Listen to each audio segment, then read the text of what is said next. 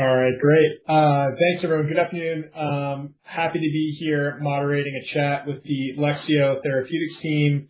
Super topical time for the company after coming off solidifying their plans for their phase 3 program and FACM, and we'll talk a lot about that, and then we'll talk a little bit about probably PKP2 later.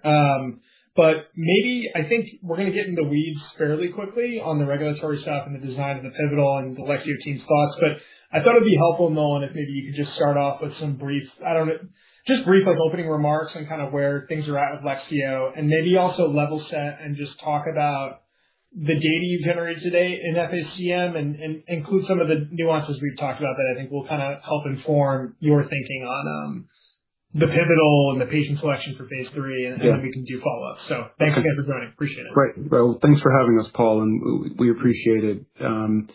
So as many know, Lexeo is a company focused on cardiac genetic medicines. Our most advanced program is treating Friedreich Ataxia, where we're having both an improvement in the cardiovascular component of the disease and the neurologic component of the disease coming out of data from our phase 1/2 study. We've undertaken an effort over the last several months to complete the protocol for our registrational study focused on an accelerated approval. This study is going to evaluate patients that have left ventricular mass index disease burden at 2 standard deviations or greater at a 6-month time point initially for accelerated approval.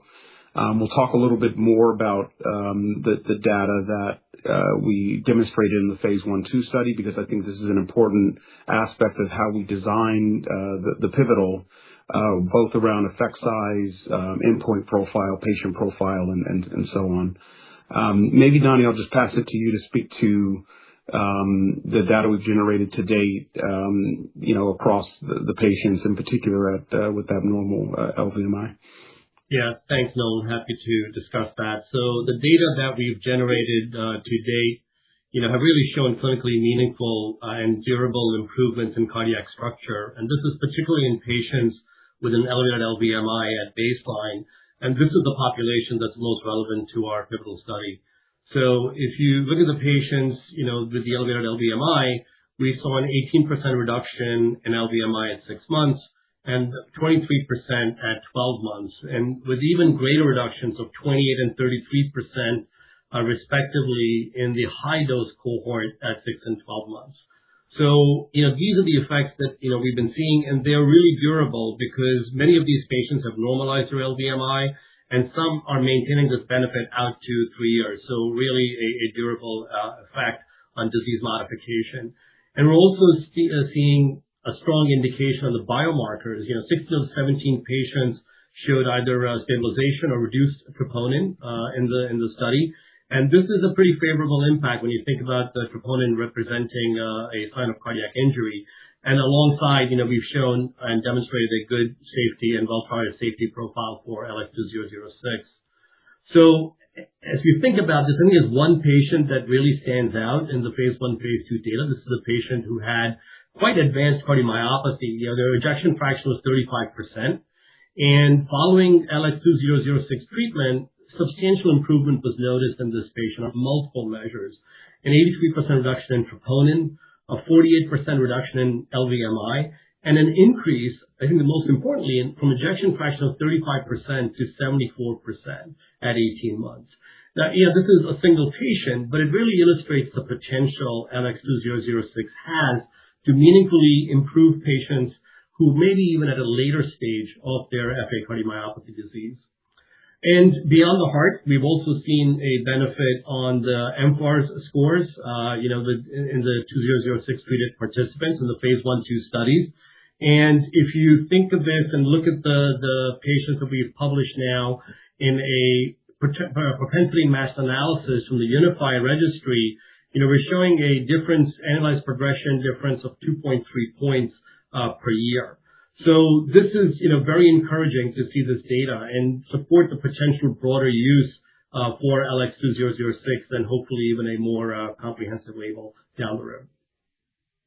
Awesome. Great. Thank you so much. So yeah, maybe to that point, level set too and talk about the recent regulatory update I think it also would be helpful to maybe also just talk about when you started engaging with CBER and how that dialogue evolved also as the leadership has changed. Yeah. So we started discussions about the accelerated approval path in late 2024. This is when we determined that left ventricular mass index was an appropriate surrogate endpoint for this disease. We then had subsequent meetings in early 2025 and then in late 2025, really beginning to narrow on study design, patient population, structure of the approach. We had another meeting with the FDA in late 2025, and ultimately submitted a protocol out of that meeting to the FDA in Q1 of 2026. It probably took a bit longer from a response perspective than what we originally anticipated, but we ultimately did have quite a bit of back and forth with the FDA over the last few months, and we're able to finalize the protocol, and we've been able to enroll the first patient in this registrational study within this month. They were enrolled last week. So we've made quite a bit of progress despite, let's say, some delay in response from the FDA. We're still able to meet our guidance on having the first patient enrolled in the study by the end of the second quarter. Awesome. Okay, great. So maybe let's talk a little bit about just like the threshold for clinical meaningfulness and statistical meaningfulness. So maybe to start, you guys have historically talked about a 10% reduction in LVMI as clinically meaningful. So maybe one, like to clarify, where does that come from? Is that Lexeo's work? Is that, something that you've presented to the FDA that they've agreed upon? And then, what was involved in the decision to power the study at a 15% effect size? And was this driven by FDA feedback, or again, what's the thought? Yeah, maybe I'll say a few words about the 10 versus 15, and I'll pass it to Nani to talk about the study design and the statistical picture. So the 10% effect size was the focus of several conversations and document exchanges with the FDA. There is a publication and really one of the seminal publications for mortality in FA, demonstrating that a 10% increase in left ventricular mass index is linked to a 20% increase in the likelihood of mortality from FACM. So this was really the basis of the conversation on the 10% effect size with the FDA. There's never been a different number discussed with them. This 10% remains the target number from a treatment effect perspective. So that's really the clinically meaningful threshold in FA, and nothing has changed with respect to that. Now, with regards to how we design the study, I will pass it to Nani, our CMO, to speak to the 15% and how we thought about that. And I would note, obviously he just spoke through, we're at a 28% improvement on LVMI at 6 months. And so, from our perspective, a 15% number, really looks like a slam dunk study. I mean, there's a few factors that go into this that we can talk through, some nuances, but I would argue that the 28% could even be an underestimate of the effect size at 6 months, given some of the dynamics we'll talk about on an individual patient basis. And so maybe Nani can just talk to some of the stats and effect size parts of this. I think you're on mute. It's all good. I do that once a all good, right? So actually, Noel kind of started the conversation that if you look at just our phase 1/2 data, and you look at on average, patients with an abnormal baseline LVMI, and I think that's one of the key things here, achieved an 18% reduction in LVMI at 6 months. And the higher dose cohorts, if you look at the 2 and 3 cohorts, we saw even a greater reduction of 28% at 6 months. And that's the dose that we're taking into our pivotal study. And again, making sure that these patients are greater than 2 standard deviations above the mean when it comes to the enrollment criteria. And even though we've seen some deepening later on, it's very, very minimal, and really the 6-month endpoint remains a changeable endpoint. And I think there's been also some discussion about responder analysis, and I think it's important to understand that this is the mean population, a continuous variable as a mean change of the population from baseline compared to the comparator group. So, so I think it's important to recognize those. And then when we think about how we look at the phase 1, phase 2 data, I think there's a missed fact of this patient, one of the patients, patient number 11, where the data was missing for 6 months because the patient missed their appointment for their imaging because of a hurricane. And as a result, we assumed the 3-month endpoint, which was just about 10% as their carry forward. But if you look at what they then did at 9 months, and you kind of start from baseline to 3 months to 9 months, it's pretty much a straight line going down. And if you re-estimate that patient on that line to suggest that, hey, what would that look like? That would be closer to, much closer to 20-25%. And at that point, that's where we get the 28% from for the 6-month overarching reduction. So when you take that into account, and then after that, we looked at all the different variability that we've seen in not just our study, but also in published data. One of the data sets that Nolan just mentioned, actually, and some of the other studies that have documented LVMI distributions. And when we take a look at all that variability, we then ran a number of Monte Carlo simulations, actually about 10,000 Monte Carlo simulations. And Nolan, if you want, Lou, if you want to go to that slide, you can. And if you look at it, we basically, if we take that threshold of 15%, assuming that 28% reduction that I talked about, 99% of the time you land pretty much at hitting the 15% LVMI reduction in the threshold. So we feel that given those simulations, the variability that we have seen in our data, in other published data, there's a consistency to the assumptions that we've made, that we feel very confident after running these simulations that we can match and get the distribution we need to get to that 15% threshold. And we've also seen, initially the patients coming into clarity and where they stand when it comes to their overall baseline LVMI. So again, inducing confidence in us that we can bring that distribution to life, which will get us to that 15% LVMI reduction. Yeah. Okay.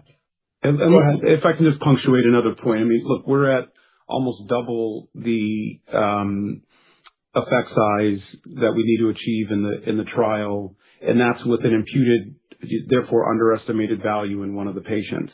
So we'd be at more than double the needed effect size. So I think from our point of view, the trade-off of designing a study around 15%, relative to the size of the study that we're going to be running. Again, this looks to us like a slam dunk study here. Again, we're at 28% with a underestimated value in one of the patients. It really looks like an effect size here that we can be very confident in. The other factor I would note is, as we come into this study, we have patients that will be crossing over from Clarity FA, which is our natural history study. So we also have an understanding of the existing LVMI disease burden that's likely to find its way into the treatment study. And we know that those patients do have meaningful LVMI burden. We know they have enough disease burden to improve by more than 15%.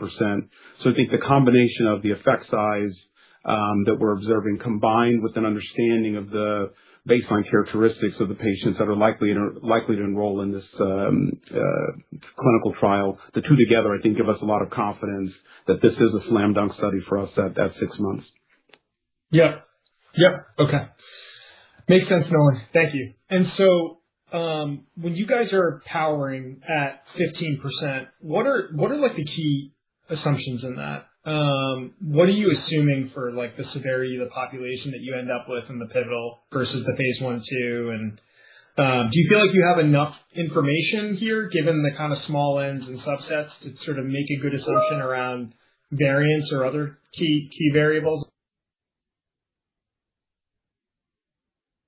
Yeah, so I think if you look at the assumptions that we just talked about, it's really the distribution at the end of the day, Paul. That's what you would have to strike to get that similar effect size that we have seen in the phase 1/2 trials and also in these simulations and the assumptions we've made in the simulations.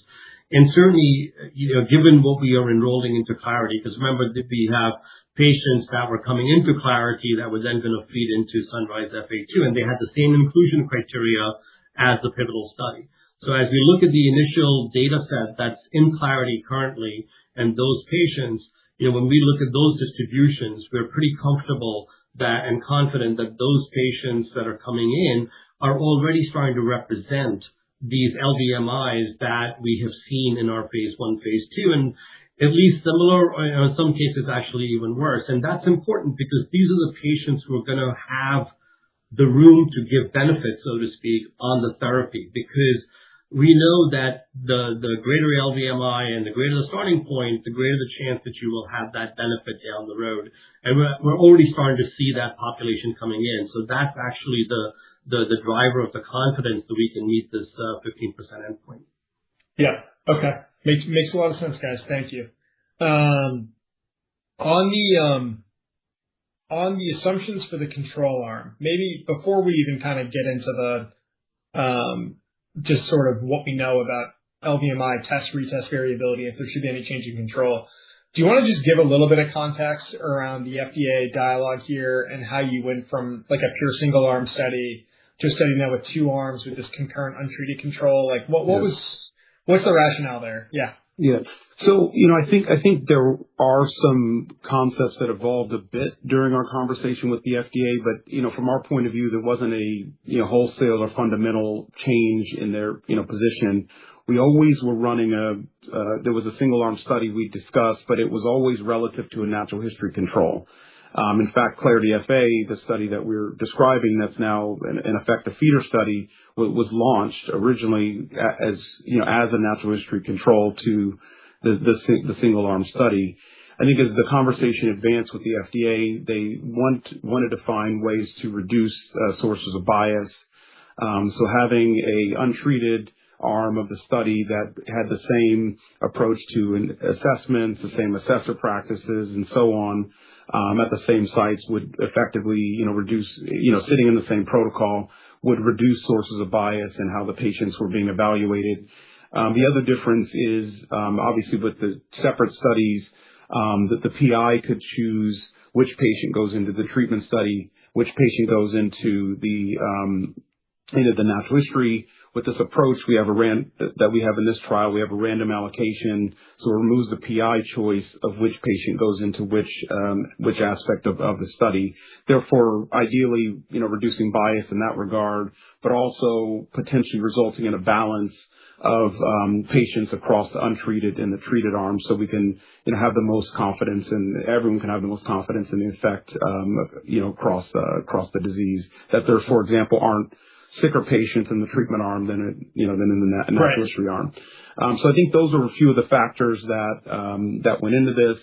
From our point of view, that was a design change that we were comfortable with. Functionally, the external natural history relative to the untreated arm is not materially different, did not result in a materially larger or more complex study. We still have patients that do not have a sham procedure or placebo or anything of that type in the trial, which was important to very important to the patient community. I think we landed in a good place with regards to bridging the gap between the FDA's comments on needing to reduce sources of bias, but also not having a placebo or a sham procedure included in the trial. Yeah. Okay. And yeah, going back to the powering discussion, like what do you assume from that sham group, and what evidence can you point to people that sort of shows that the retest for LVMI measurements in this population should have little noise? Or I don't know. I mean, it seems silly because this should be objective, right? But like, is there any chance that someone could scan with a very high number and then kind of randomly go down 10% the next time? What data can we look at to Nana, do you want to say a few words about that? Yeah, sure. So there's certainly a natural history observational data, that suggests that there is no change, especially in a 6-month period. And when you do see some change, and it never really reaches to that 10% threshold, even actually in some of the published data, when you see it even change to some degree, it's because either imaging technology is different, you've gone from MRI to echo, or there are different MRIs being done, different inter-observer variability plays into it. So all of that, but it's never a significant, quote unquote, morphologic change that's actually occurring in the LVMI. And in our study, we're making sure that we avoid such a thing because we have a core lab that's reading our MR, and they're all on MRI, by the way, so it's not echo or MRI. It's all MRI. It's a core lab that uses very advanced technology to make sure that there's consistency in measurements across the various measurements of the same patient and across all the different patients. And it also then controls for inter-observer variability. Okay, great. Makes sense. Okay, very good. And just to clarify one more thing on the primary analysis. So, does the responder rate no longer matter? I mean, obviously you want as many patients as possible, if not all to respond, but like from a regulatory perspective. Yeah. So that was a misunderstanding of some kind. There was a discussion of a responder rate for a prior for tax and expression endpoint, and it was binary. Either you had more for tax and post-treatment or you had less. That was discussed as a responder rate, but the LVMI was always a continuous variable. We were always working towards an average, and that has never, that has never changed. So the design of this study with respect to LVMI and the approach to evaluate it numerically has been consistent throughout our discussion, both with the agency and with Wall Street. Yep. Okay. Thank you, Nolan. Appreciate it. Yeah, maybe, you've already sort of alluded to this, but do you want to talk a little bit more about enrollment in Clarity? And I guess, what have you seen so far, and what is your confidence that you can find enough of these very high LVMI patients and meet your guidance on data timelines? Yeah. Okay. So look, we have a meaningful double-digit number of patients enrolled in Clarity FA. I think, we have to go through the process of those patients having their neutralizing antibody tests, and then, consent them into the registrational trial. But I think you can see just from the timing at which we announced our regulatory update and the trial design to which, within, I think it's a week or two, we have the first patient enrolled. You can see that we have made a lot of progress on the enrollment front with the sites that are ultimately in our treatment study. So I think we're progressing well there and, have a lot of confidence. What that also means is we have, because it's a natural history study, we have visibility into the baseline characteristics of the patients in that natural history study. So as we agreed on this approach, as we worked towards the 15%, we had an understanding of the underlying disease burden from an LVMI perspective. So the understanding the patients have enough LVMI disease burden to improve by more than 15%. And I think we can confidently say, let's say on average, the patient profiles in LVMI that are reflected in our, at least in Clarity FA, appear to be even further along from an LVMI perspective than in our phase 1/2 study from a disease burden point of view. So I think from an ability to improve substantially, we have a good understanding of that picture as it sits today, and we'll be working to move as many of those patients over to the treatment study that we can, in the near term. We're working across 19 sites in various countries. These are some of the top FA treatment centers globally. But many of these centers, especially outside of the U.S., they've not had clinical trials there yet. So there's a substantial interest for a lot of those patients, both in the U.S. but also outside of the U.S. to access a treatment like this. And we're seeing that in terms of our enrollment progress and speed as well. Yep. Okay. Great. Good stuff. Do you want to briefly just talk about the competitive landscape in FA? There's other players talking about disease modification, like Larimar had an update today, design, and just what's your thought there, and how does that sort of shape where Lexeo fits in over time? Yeah. So look, I think obviously one of the challenges in Friedreich's ataxia as a disease has always been that the different components of the disease have different levels of technical complexity associated with addressing them. And from our point of view, the cause of death in the disease is the cardiac disease. We want to first focus there. prevent patients from progressing into later stages of heart failure, that the patients live long enough to benefit from, future cerebellum, focused treatments, which we knew would take a lot longer to advance because of the technical, complexity. So I think that that's, the picture that's playing out now. We have the most advanced therapy treating the cardiac disease at a very meaningful effect size.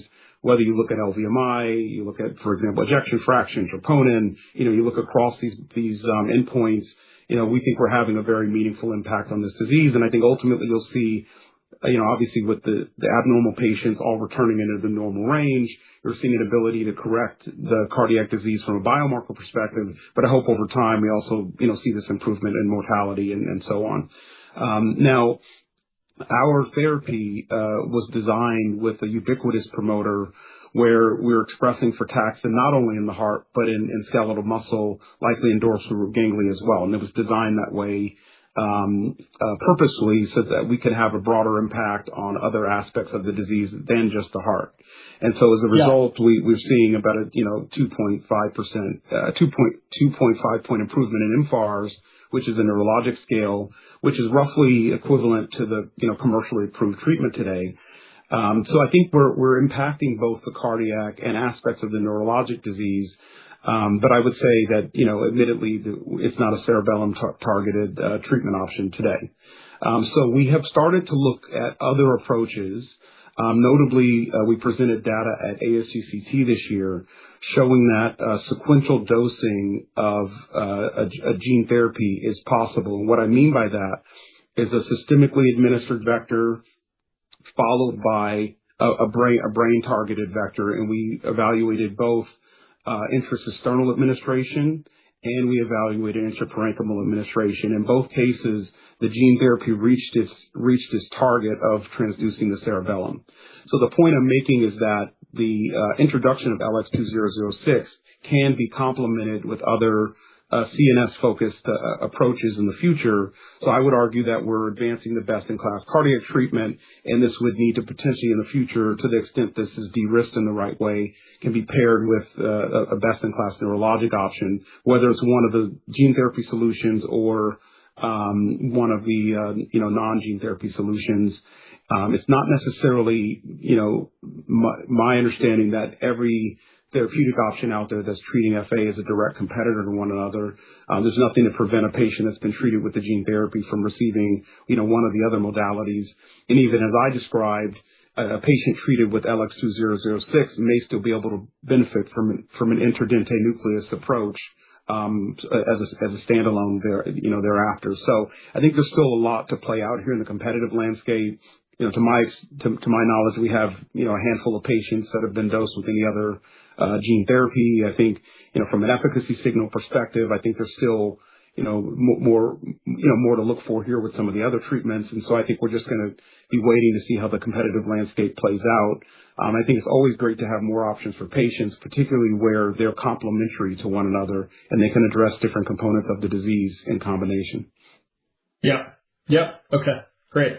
One last question on FA that I missed, and then we can briefly talk about PKP2, but just as it relates to the pivotal study, I think you've talked about two dynamics I wanted to just kind of get into. One was that there's this opportunity for a blinded interim sample size re-estimation if needed. So maybe talk about just when that happens and like the mechanics and scenarios around that. And then second, I think you're allowing patients to cross over from the untreated arm to drug at 6 months. Maybe not connected, but comment on that as well. Does that influence your ability to sort of look at the 12-month data as a backup option if the 6-month data was less robust than expected? So realize there's two questions in there, but just around that discussion. Do you want to take the first one, and maybe I'll try to take the second? Yeah, sure. So if you look at the question you asked about sample size re-estimation of blinded fashion, so that would occur when half the population has reached 6 months. There are 6-month endpoints. So basically, we would have looked at half the population of blinded way to understand what kind of blinded change we're seeing. And that's where the DMC will assess the data and make a recommendation regarding a sample size re-estimation. What I'll say is that given where we are right now and given the standard deviations that we have thus far assumed in our simulations and what we have seen in our trial, if those assumptions hold up and those standard deviation across the measurements hold up, the chance that we will require a sample size re-estimation to occur is extremely small. So that's, I think, the punchline there, that if everything holds up that we have talked about, it is an incredibly small probability that we will need to re-estimate or change the sample size in any way. So that's the big thing there. Yes. And what I'd say the question that you're asking is, the patients that are crossing over. I think one, from an ethics perspective, to have patients stay in an untreated sort of set up for a meaningful amount of time, there are some questions there. But I think more importantly is this: the untreated arm is designed to show that LVMI does not spontaneously change. And we're going to be pulling data in support of that, both from our own study, those untreated patients. There are untreated patients in Clarity FA, some of which have been in the study for quite a long time. We have data, therefore, in Clarity FA supporting the idea that LVMI does not spontaneously improve. And obviously, there are other outside natural history databases. We have access to natural history data from Cornell. We have access to a study in Australia. We have access to a natural history registry at CHOP, so on. So there's quite a bit of data out there with cardiac MRI that we can utilize to support the case that it does not spontaneously improve. So I just mentioned, right, up to five data sources. So to the extent we have, patients that have crossed over and we're able to look at, the longer time points, we have several different sources to utilize to support the case that even without those patients still on control at 12 months, that LVMI should not spontaneously improve, so that the effect size that we see across all 26 patients is credible relative to that. These are not, it's not an efforts-based endpoint. Right. It's one that's very objective in its measurement approach. Yeah. Okay. All great. Makes sense. Thank you guys for all the added detail. Maybe we can briefly just talk about PKP2 and, you had some preliminary data this year on JP Morgan. How much additional data are we going to get next? And, what's your expectation for how that data might mature? Is this the type of disease where you think the effect could sort of expand over time, or is just durability sort of good enough to remain excited? Yeah, so maybe I'll say a few words and I'll ask Nadia to add. So we showed at the JP Morgan conference this year, I believe roughly 14% improvement in premature ventricular contractions versus the pretreatment baseline. We showed about a 22% improvement in non-sustained ventricular tachycardia at the same time point. This is with most of the patients at 6 months of treatment follow-up at the highest dose, which is the earliest time point where we can evaluate efficacy. We also have a natural history study running alongside that trial. We saw about a 20% worsening in non-sustained ventricular tachycardia across that same time point. So if you look at the delta between the 22% improvement and the 20% worsening, we're at about a 42% effect size on non-sustained ventricular tachycardia, which there's a discussion we're having about whether this is a surrogate or if this is even just a real clinical endpoint that we're evaluating that's very central to this disease. So we're having about a 40% improvement in an endpoint that's highly clinically meaningful. We think that that's an interesting early signal. And what we saw for the patients that were at longer follow-up, so they're patients at 9 months of treatment follow-up in that high-dose cohort, we saw about a 65% reduction in non-sustained ventricular tachycardia, which is a very meaningful, effect size there. So I think we are seeing, that deepening over time. I think, we're at a pretty meaningful effect size already. What we should have later this year is all of the patients at least 12 months of treatment follow-up. Maybe one will be short of that, but we'll have the vast majority of the data set at 12 months or greater of treatment follow-up. So I think we'll really get a sense of where the effect size is trending. I think to expect that all of the processes in respect to biology have all concluded themselves at 6 months with, and especially in a disease like this, would be very optimistic. I think we can continue to expect deepening effect. And I think the other thing we're looking for is, consistency of effect across the patients, that we see, improvement across, the majority of patients in the disease. So I think we're looking at data of, all 10 patients, all of them should be at 12 months. And we also have, 2 patients that we've treated since the last data readout, that there has not been 6-month data seen for those patients yet either. And those last 2 patients are in our commercial manufacturing process. So it's our highest potency process that those patients were dosed with as well. So I think we're in good shape on the safety front as well. Obviously, no new safety updates either. Yeah, that's great, Nolan. What additional work needs to be done on, endpoints and effect size on something like NSVT to get the FDA comfortable with the measure and comfortable with what constitutes a clinically meaningful benefit? I don't know, Nani, do you want to say a few words about that? Yeah, sure. So the NSVT reduction, we've seen so far, as Nolan said, is very, very compelling. And I think that's a more important endpoint if we think about relative PVCs. PVCs are incredibly variable. There's much more to PVCs than just maybe even a drug effect. There's a lot of patient variability. There's a lot of other things that can induce PVCs, exercising, walking up the stairs, drinking a couple cups of coffee, etc. So there's a lot of variability that can occur. So NSVT reduction really remains the main endpoint, and we think that's the compelling endpoint that we have to go after. And as Nolan said, it's not just that maybe it's a surrogate, but even thinking about it as the formal confirmatory endpoint for a trial like this. And from an efficacy and what we think is a compelling efficacy, 20% is a good bar. We've shown that bar currently in our data set. And if you think about where the current standards of care are, they're kind of around that 20% or lower than that. And those are drugs like amiodarone, which are usually given at high dose in these patients. They're not without their side effect issues, and it makes it very difficult for patients to stay on these types of drugs for long term. So really, we think that given to where the standard is currently, we can beat that and improve on that if we shoot for that 20% type of therapy with just one injection, and hopefully getting beyond what the patients will need from the current standard of care. Yeah. Okay. Great. And so, is the plan to engage the FDA soon after this next data cut? Well, we have guided to a regulatory update this year. We expect to have one. We've not guided to the timing, of that update yet. Obviously, we're describing a meaningful body of work to, first validate the endpoint, the clinical meaningfulness of the endpoint.